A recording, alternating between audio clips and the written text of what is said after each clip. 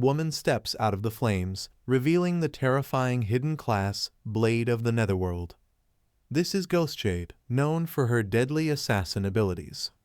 In his previous life, Ghostshade ranked 10th among the world's top powerhouses, despite being an assassin with a rare hidden class similar to Shadow.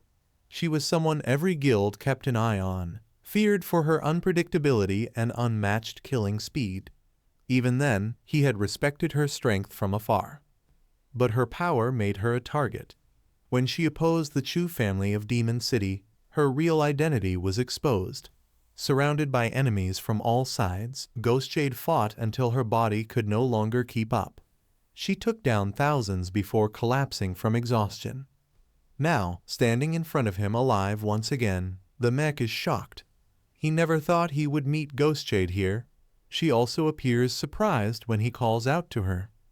A black-clad girl charges forward with her glowing chains swirling around her. She accuses the white-haired man of having an accomplice. He looks back at her and simply denies it while staying calm and unmoved. She refuses to listen and immediately attacks. Her chains whip across the ground as she rushes in, shouting for him to stop talking and die. The man stands still, watching her approach without reacting. The girl leaps into the air, forming a large strike infused with purple energy. She unleashes her technique Chains of the Netherworld as the power surges forward in a direct assault aimed at him. Her chains coil around the man, creating tight spirals of glowing energy. The impact snaps around him, but he remains standing inside the swirling light while the attack continues to bind him. The girl tries to restrain the white-haired man with layers of spell-wrapped chains.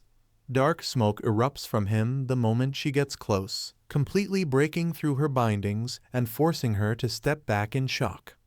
Standing beside her, the man remains calm and unfazed. He tells her he'll play along for a bit. His casual response leaves her wide-eyed, realizing her attack didn't affect him at all. She quickly regains her stance and launches upward, swinging her glowing chain in a wide arc. She prepares another aggressive strike while the man watches from below. Before the next clash, she disappears into swirling dark mist using her technique Shadow Dive. Her body sinks into the shadows, preparing a sneak attack from an unseen angle. The white-haired man stands calmly on the burning ground while dark shadow traces swirl across the landscape. The girl's presence vanishes completely, leaving only distorted trails moving around him. He looks up with a relaxed expression, noticing her disappearance. He comments on it casually, recognizing that she's trying to use stealth to strike from hiding. A surge of dark energy erupts on the cracked floor. Her technique, Shadow Dive, activates again as she re-emerges from a pool of shifting shadows surrounded by sparks. The ground nearby remains still, showing only a long platform stretching over the lava. No movement follows, leaving the moment hanging in silence while she prepares her next move out of sight. The girl scans the battlefield with a tense expression. She realizes she can't see the white-haired man anywhere, even though she's still surrounded by burning ground and shadow traces. She thinks about her weapon's anti-stealth detection, yet it still can't locate him. She stops and considers the possibility that he might be using an ability related to shadows. Before she can react, the man suddenly appears right beside her. He casually tells her he's standing right there, catching her completely off guard as the dark mist swirls around him. She retreats and resets her stance, chains circling around her again. Frustration hits her as she realizes she's using level 4 stealth, but he can still see her with no effort at all. The girl unleashes a massive purple strike, raising a glowing spear-shaped energy above her. Her chains swirl around her body as the attack powers up with rapid force. She hurls the attack toward the white-haired man.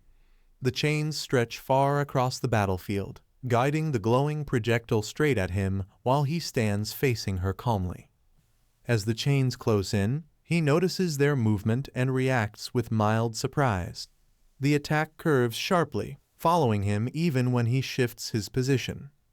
He narrows his eyes as the chains redirect again, Realizing they aren't just random swings, he concludes that her chains can actually track his location as they continue pursuing him.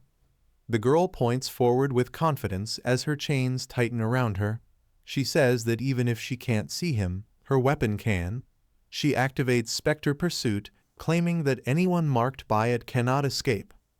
Her chains whip forward instantly, stretching across the battlefield and locking onto the white-haired man's location. The energy surges as they close in on him again. He watches the chains curve toward him and realizes the tracking ability ignores stealth detection levels. Instead of being concerned, he acknowledges the technique with a calm, "not bad." The camera widens to show both fighters. The chains spiral tightly around the cratered ground, narrowing in on him as she reacts with surprise when the strike suddenly shifts direction again. The white-haired man moves through her spiraling chains with ease. He comments that her technique is decent but still not impressive.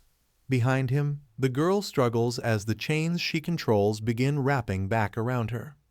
Her chains tighten suddenly, binding her entire torso and arms. She screams in pain and shock as the restraints lock her body in mid-battle. The man grabs her by the chain and lifts her upside down with no effort. He calmly tells her to listen, explaining that he is Shadow and not someone sent by Dongfang Yu. He adds that if he wanted her dead, she wouldn't still be alive. Still suspended, she panics and quickly agrees, begging him to put her down. He then asks her a question, confirming whether the Dongfang Yu she mentioned belongs to the Dongfang family in Zhanghai City. Still hanging upside down, the girl quickly confirms his question with a loud yes. She explains that although Dongfang Yu is from the Dongfang family, she later married into the Chu family, so her connection to the Dongfang clan is no longer that strong. The man thinks to himself as he recalls the Dongfang clan's destruction.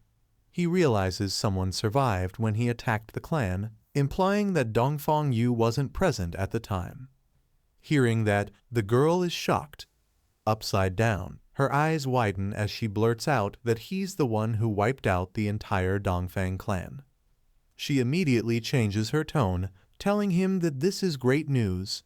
Since they're both enemies of Dongfang Yu, she suggests they could work together while also begging him to put her down. The girl hits the ground hard, still wrapped tightly in her own chains. She struggles to push herself up while the restraints hold her in place. The white-haired man tells her they'll talk about teaming up later. For now, he wants to know why she wants Dongfang Yu dead. She stands behind him, silent for a moment. She clenches her teeth and answers with anger she wants revenge for the death of her loved ones. Her expression sharpens as she recalls what happened. A memory appears. Dongfang Yu was involved in a drunk driving incident before the game began, killing her mother. But instead of facing consequences, Yu escaped punishment by having someone from the Chu family take the blame. The girl explains that her father couldn't tolerate the injustice. He gathered solid evidence that could convict Dongfang Yu, holding the documents tightly as he prepared to expose the truth. Her voice trembles as she continues. The next day, her father's body was found in the river. She repeats the moment in disbelief, struggling to hold back tears. She recalls the official explanation. They labeled it a mental breakdown and ruled it as suicide by drowning. The memory of her father lying lifeless on the dock flashes before her. She describes how she went to confront Dongfang Yu for justice, wanting to protect her family. But after losing everything, she fell into despair and nearly ended her own life. In that moment, as darkness rose around her, the God-forsaken game descended. The girl recalls that the first thing she did after entering the game was attempt to kill Dongfang Yu. But in this world, she explains, you must completely drain a life serpent to truly kill someone. After reviving, Dongfang Yu hired many people to hunt her down, leading to everything that happened next.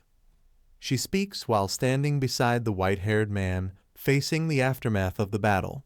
Her voice becomes more emotional as she recounts the events. Tears roll down her face as she turns to him. She begs him directly, calling him Brother Shadow, and pleads for his help to kill Dongfang Yu once and for all.